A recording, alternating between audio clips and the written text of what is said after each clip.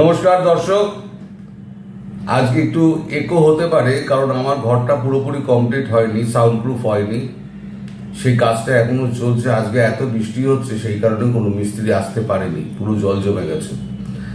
তো এই কারণে এখনো পর্যন্ত পুরো কাজটা কমপ্লিট হয়নি। একটুখানি অসুবিধা আপনাদের হবে, একটুখানি মানি গুছিয়ে নেবেন। দু চার দিনের মধ্যে এই বৃষ্টিটা কমে গেলে, জলটা কমে গেলে ওরা এসে করে দেবে। আমি গতকালকে যেটা বলেছিলাম যে ভারত কোনোভাবেই আমেরিকার এই শুল্ক নীতি মেনে নেবে না, তার জন্য ট্রেড ডিল সাইন করছে না এবং করবেও না।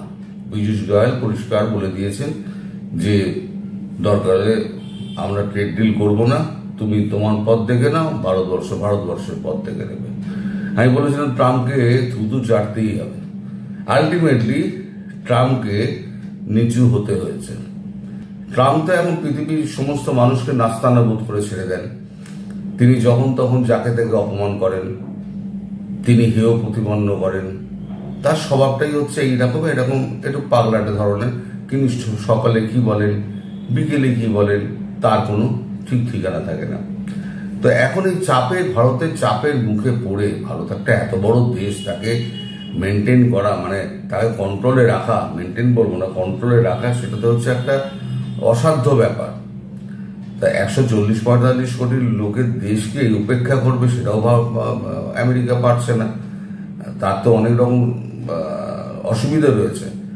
কারণ আমাদের ওষুধ শিল্প, আমাদের খাদ্যপণ্য, আমাদের শিল্প বস্ত্র এবং অন্যান্য যন্ত্রাংশ, স্টিল ফিল যা যায়, সেগুলো তো আমেরিকায় হয় না। বিশেষ করে স্টিল তো তার জন্য লাগে প্রচুর জল এবং প্রচুর লেবার।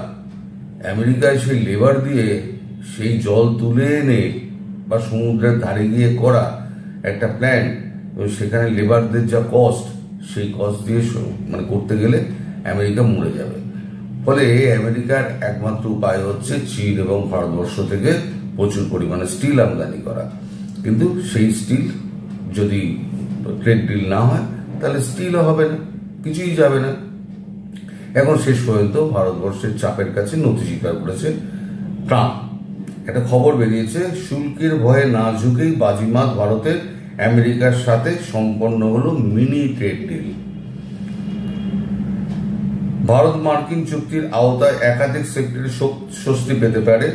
এছাড়াও এই চুক্তিতে আমেরিকার চাহিদা অনুযায়ী ভুট্টা এবং ফলের জন্য ভারতীয় বাজার উন্মুক্ত করার কথাও উল্লেখ থাকতে পারে। গত সোমবার রাতে চুক্তিটি ঘোষণা করার কথা ছিল, কিন্তু মঙ্গলবার এটি ঘোষণা করা হতে পারে, কারণ পারস্পরিক শুল্কের সময়সীমা বুধবার রাতে শেষ হচ্ছে, যদিও এখনো পর্যন্ত সেইটা মানে ঘোষণা হয়নি।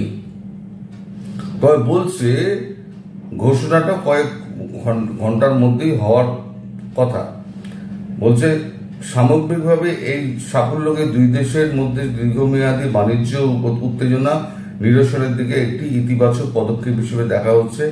এই লিমিটেড ডিলে নির্বাচিত কিছু সেক্টর অন্তর্ভুক্ত থাকবে বলে অনুমান করা হচ্ছে এবং ভবিষ্যতে আরো বিস্তৃত বাণিজ্য চুক্তির পথ প্রশস্ত করবে, সূত্রটি জানিয়েছে।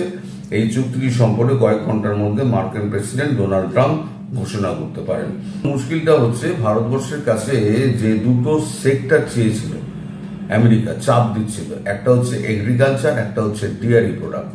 আর ভারতের আপত্তি ছিল যে ডেয়ারি সেক্টর এবং এগ্রিকালচার আমি ছাড়বো না, কারণ আমার দেশের 70% মানুষ এই এগ্রিকালচারের উপরে নির্ভরশীল এবং এই দুগ্ধজাত শিল্পের উপরে নির্ভরশীল। কারণ আপনারা জানেন গুজরাটের আমুল এবং অন্যান্য যে সমস্ত রাজ্যে আমুল আছে, সেই দুধ উৎপাদনকারী সেই মহিলারা, তারা সমিতি করে সমস্ত দুধ উৎপাদন করে সেটা আমুলকে দেয়। আমুল সেখান থেকে দুধ তৈরি করে প্যাকেটজাত করে সারা ভারতবর্ষে ছড়িয়ে দেয়। যে পয়সায় আমরা এখন দুধ কিনি, এখন যদি এখানে আমেরিকা ঢুকে পড়ে, মার্কিন কোম্পানি যদি ঢুকে পড়ে, সেখানে তাহলে পরে পয়সার দামটা আরো বেড়ে যাবে, আর আমাদের দেশের যারা উৎপাদনকারী তারা ক্ষতিগ্রস্ত হবে। এর ক্ষেত্রেও তাই, আপনার এগ্রিকালচার ক্ষেত্রেও তাই। আমাদের 70% মানুষ হচ্ছে এগ্রিকালচারিস্ট, তারা কৃষক। তারাই আমাদের খাইয়ে পরিয়ে বাঁচিয়ে রেখেছে, এবং তাদের জন্য ভারতবর্ষ একটা মিনিমাম রেট করে রেখে দিয়েছে, এই রেটের নিচে কেউ কিনতে পারবে না। যে কৃষি বিলটা ভারতবর্ষের মানে কৃষকদের জন্য করা হয়েছিল, কৃষকদের উন্নতির জন্য, যে মিনিমাম প্রাইসটার নিচে এই যারা দালাল রয়েছে সেই দালাল চক্র এরা যেন না নিতে পারে। কিন্তু এটাকে ভুল বুঝিয়ে সেই সময় কৃষি আন্দোলন করে সমস্ত বিলটার 12টা বাজিয়ে দেওয়া হয়। তারপরে তো ভারতবর্ষের খুব একটা বেশি দূর এগোয়নি, সেটা হচ্ছে পরের কথা। এখন এই দুটো সেক্টর যদি খুলে দেয় তাহলে ভারতবর্ষে প্রায় 120 কোটি মানুষ ক্ষতিগ্রস্ত হয়ে যাবে টোটাল। এখন ধরুন আমাদের সেন্সাস হয়নি, তাতেও যা খবর পাওয়া যাচ্ছে মোটামুটি 144-45 কোটির মধ্যে আমাদের ভারতবর্ষের মানুষ রয়েছে। তাই তার মধ্যে যদি 120 কোটি মানুষ যদি ক্ষতিগ্রস্ত হয়, সেই সেক্টরটা কি করে খুলে দেয়, এটা নিয়ে কিন্তু চাপানোতর চলছিল। ওরা আমেরিকাও এটেছিল যে এটা আমাদের দিতে হবে, আর ভারতও বলেছিল এটা আমি খুলবো না। এটা নিয়েছিল সমস্যার একদম মূল কারণ, যেটাতে ডিলটা আটকে ছিল। আর ভারতবর্ষ পরিষ্কার বলে দিয়েছে আমার সঙ্গে যদি ডিল করতে হয় তাহলে এই দুটো সেক্টরকে বাদ দিয়ে ডিল করতে হবে, আর যদি এই দুটো সেক্টরকে তোমরা ইনক্লুড করতে চাও তাহলে আমরা কোনো ডিলে যাব না। তোমরা তোমাদের পথ দেখে নাও, আমরা আমাদের পথ দেখে নেব। কারণ ভারতের ইন্টারনাল কনজামশন যা আছে তাতে ভারতবর্ষে আরামসে চলে যাবে, তো ভারতবর্ষের ও নিয়ে কোনো চিন্তা নেই। তো এই দিয়ে একটা খটামটি চলছিল, এবং দীর্ঘ আলোচনা পীযূষ গোয়ালের সঙ্গে চলছিল। পীযূষ গোয়াল টিম নিয়ে গেছিলেন, এবং ফিরে এসে যখন ফলপ্রসূ হলো না আলোচনা, তখন পীযূষ গোয়াল পরিষ্কার জানিয়ে দিলেন যে তোমরা এতে যাও, যেখানে যাওয়ার যাও তোমাদের, আমরা তোমাদের সঙ্গে ট্রেড এগ্রিমেন্ট করবো না, পরিষ্কার জানিয়ে দিলেন। তারপরেই আবার একটা নতুন করে আলোচনা শুরু হলো, এবং একটা ট্রেড ডিল একটা হচ্ছে মিনি ট্রেড ডিল। সেই মিনি ট্রেড ডিলে কি আছে, নিশ্চয়ই মানে ওই আপনার এগ্রিকালচার আর ডেয়ারি থাকবে না, এই দুটো বাদ দিয়েই থাকবে। কি কি থাকছে সেই মিনি ট্রেড ডিলে সেটা শীঘ্রই প্রকাশ পাবে, এখনো পর্যন্ত প্রকাশ পায়নি। হয়তো ট্রাম্প আজকালের মনে হয়তো ঘোষণা করতে পারেন, তা এখন দেখা যাক সেটা কি অবস্থা দাঁড়ায়।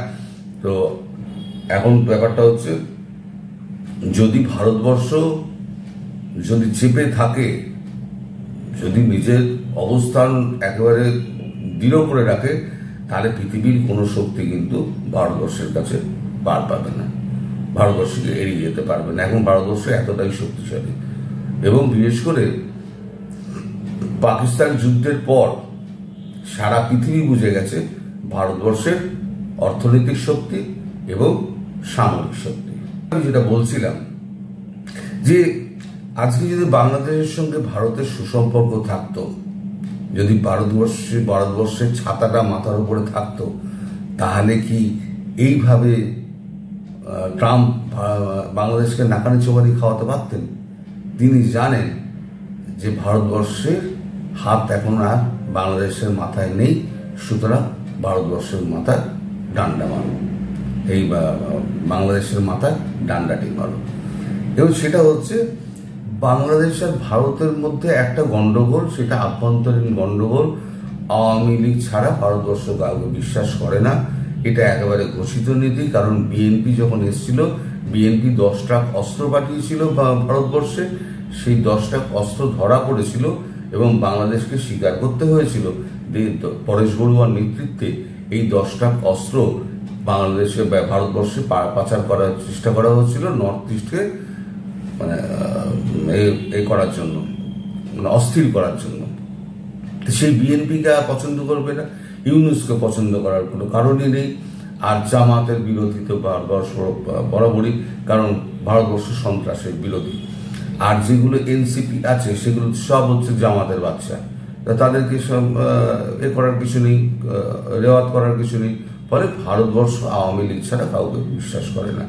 এখন বসলে আওয়ামী লীগই বসবে, এখন সেটা শুধু সময়ের অপেক্ষা, কতটা সময় কি হয় না হয়, কতটা সময় লাগে। যখন আওয়ামী লীগ বসে যাবে, ক্ষমতায় এসে যাবে, তখন দেখবেন সমস্ত কিছু আবার কিছুদিনের মধ্যে নর্মালাইজ হয়ে গেছে, সবাই যে যার মতো কাজ করছে, শিল্প কারখানা খুলে গেছে, সমস্ত অর্থনীতির হাল একেবারে সিধে হয়ে যাবে এবং এই আমেরিকার দাদাগিরি, পশ্চিমীদের দাদাগিরি এই ছোট একটা রাষ্ট্রের ওপরেতে সেগুলো আর খাটবে না। পরিশেষে বলবো, 2 এপ্রিল শুল্ক আরোপ করা হয়েছিল। এই প্রসঙ্গে জানিয়ে রাখি যে আমেরিকা 2 এপ্রিল 2025 তারিখে ভারত সহ একাধিক দেশের উপর পারস্পরিক শুল্ক তথা রেসিপ্রোকাল ট্যারিফের ঘোষণা করেছিল, যার মধ্যে ভারতের উপরে 26% অতিরিক্ত শুল্ক অন্তর্ভুক্ত ছিল, যা 90 দিনের জন্য স্থগিত করা হয়। ভারত এই অতিরিক্ত শুল্ক সম্পূর্ণরূপে অপসারণের দাবি করেছিল। অন্যদিকে আমেরিকা ডেয়ারি এবং এগ্রিকালচার সেক্টরে ভারতের বাজারের অ্যাক্সেস চেয়েছিল, কিন্তু ভারত এতে রাজি হয়নি এবং এরপরে দুই দেশ একটি মিনি ট্রেড ডিলে সম্মতি প্রদর্শন করেছে। এখন তার মানে ভারতবর্ষ ওই যে 10% যেটা দেওয়া আছে, ওই 10%-এর বেশি ভারতবর্ষ 1% শুল্কও কিন্তু বাড়াতে দেবে না। এখন ট্রেড ডিলটায় কি হয়েছে না হয়েছে পরবর্তীকালে বোঝা যাবে। এখন দেখা যাক, ট্রাম্প বাবু এখন খুব মুশকিলে পড়ে আছেন, তাকে এখন থুতু চাটতে হয়েছে, সারা পৃথিবী এখন ছ্যাঁচা করবে ভারতবর্ষের কাছে এরকম মাথা নিচু করাতে। এখন ভারতবর্ষ চুপ করে বসে আছে।